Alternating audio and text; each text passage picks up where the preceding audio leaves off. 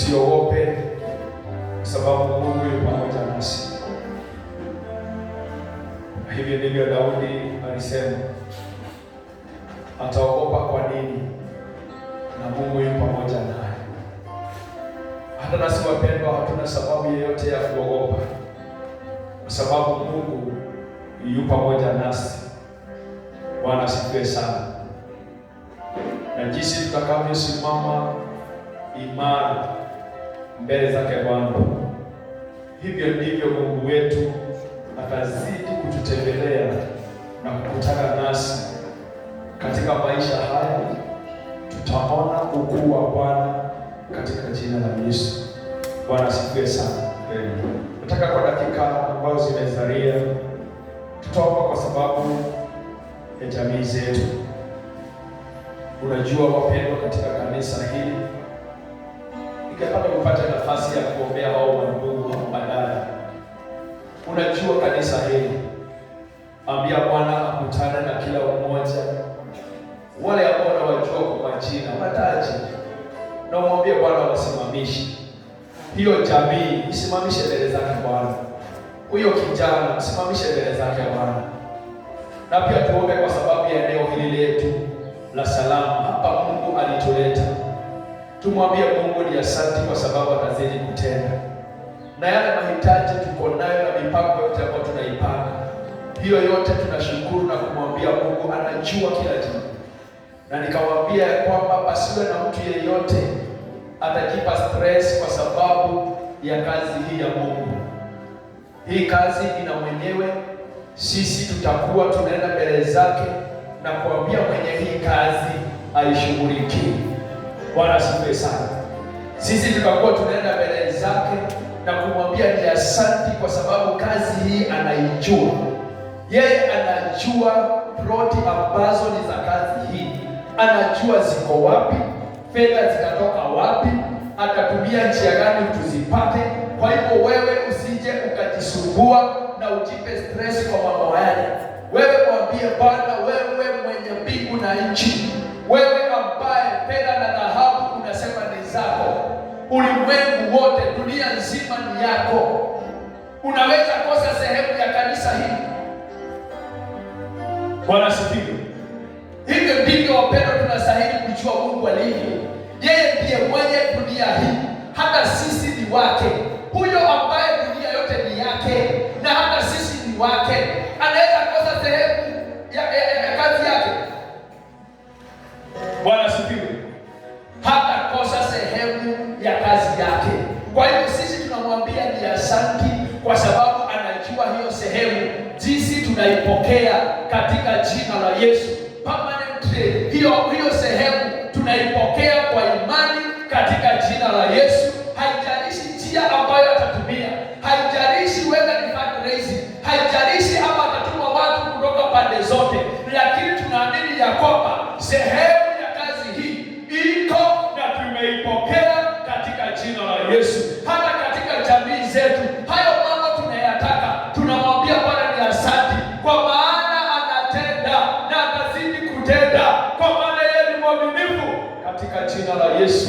Bwana asifiwe sana. Taifa hili Mungu alijua. Mungu anajua hili taifa vizuri sana.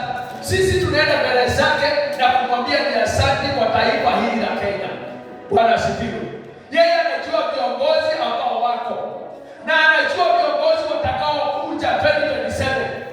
Kwa hivyo sisi hatuna tukijisumbua na mambo mengi. Sisi ni kwenda katika magoti na kumwambia Bwana, unajua hili taifa, kile sisi tunaomba kama kanisa ni amani katika taifa hili. Kile tunaomba ni utupe viongozi ambao wanakujua, wanakuogopa na wanakupenda. Viongozi ambao wataelekeza taifa kwa njia nzuri, kwa njia ya ufanisi, kwa amani na umoja na uwiano katika jina la Yesu. Let us be positive. Sisi tunena hayo mambo ambayo tunayataka, naye Mungu ambaye anabadilisha, yeye ndiye anajua njia gani atatumia to fix the nation. Bwana asifiwe sana. Wadhani roho show. Maombi yetu ndio Mungu anatumia kufix hayo mambo. Ni uongozi, tunataka Bwana uongozi ambao unakupendeza. Sisi tunaomba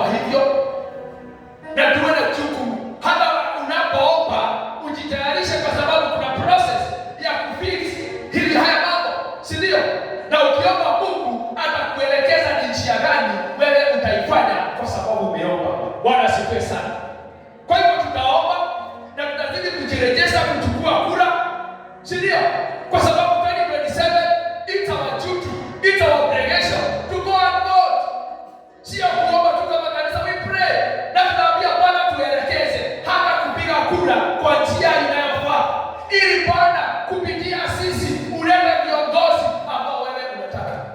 Kile tunafanya kama kanisa, hatusimami hapa na kusema ya kwamba tunataka huyu, hatutaki huyu. Sisi as a church we are neutral, si ndio? Na kama mchungaji siwezi simama hapa nikuambie do this and do this. No, mimi nikukuambia simama na neno la Bwana, na ukiomba Mungu na usimame kwa ukweli, Mungu hatawahi confuse na kukudanganya wala roho shida. Mungu lazima atakuonyesha ni njia gani utaipitia. Lazima atakuonyesha this is the right person. And by doing so utapata huyo. Mungu atapea wengi hilo. Kwa sababu tumeomba, utapata wengi wamepewa mzigo wa huyu. Na utapata huyo ndiye Mungu atatumia na uone kumbe Mungu ameleta fulani, kumbe Mungu ameleta fulani. Na wakirekwa tuseme Mungu asante kwa sababu hivyo ndivyo ilipenda. Bwana asifiwe. Wala roho shida. Na kila mmoja ukiongea na taifa, hata Waisraeli kuna wakati waliomba viongozi na wakasema wanataka fulani. Do you remember that story? Unakumbuka hadithi hiyo? Tusipiga hiyo kwanza tunapoongea ili tunasikizana. Mnachesikia story? Wakati Waisraeli walisema ya kwamba wanataka kiongozi ambao wenyewe wamejichagulia. Baadaye Mungu akamwambia, okay, mnaona huyu amezeeka sana, mnaona hamtaki huyu, sasa mnaona sasa huyu mnataka yule, sasa nyinyi wenyewe mnajichagulia. Tunataka kujichagulia yule ambaye tunaona ni energetic, yule ako na nguvu, yule tunaona anaweza, huyu amezeeka. Wakaambia sawa, ndivyo basi chagueni yule mnataka. Si walichagua? Then consequence si baada walilia.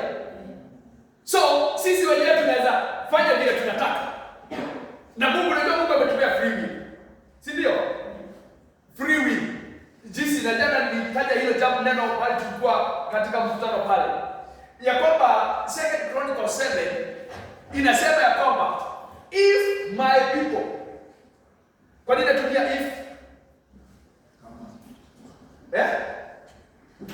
Ni kwa sababu it's free will. Si ndio?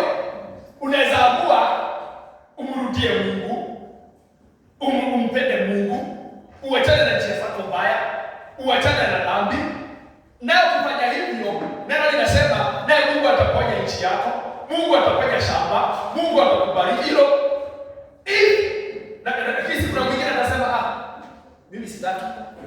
It's your choice. Mungu hanachukua kiboko by the way. Wapendwa, kama mnangojea Mungu anachukua kiboko akulazimishe kama utakatifu, yeye anakulazimisha. Neno linasema hivyo. Na ndipo anasema kama mnataka nchi, mumrudie, muachane na dhambi na maovu.